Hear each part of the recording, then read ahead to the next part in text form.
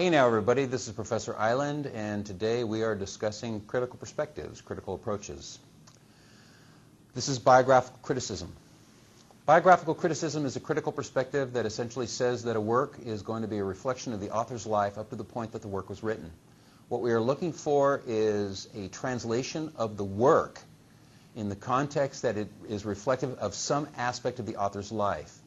It is important to understand that what I am not looking for is a biography. I do not want information about the author that is not relevant to the work that you're analyzing.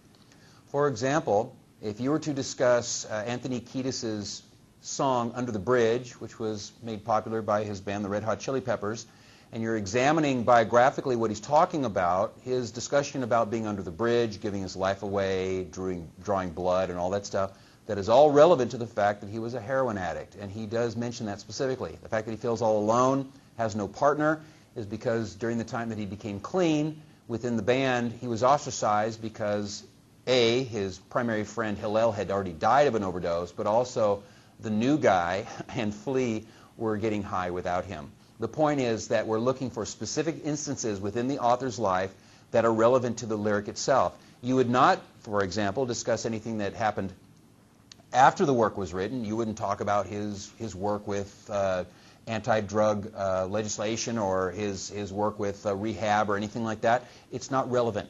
Biographical criticism is essentially evaluating the work and explaining references within that work that have to do with the author's life. It requires from you a biography as well as, obviously, the primary text, and you're going to balance the two against each other, and the only thing you're going to tell me about the author is in the song, and the only thing you're going to tell me about the song in that paragraph has to do specifically with the author's own experience.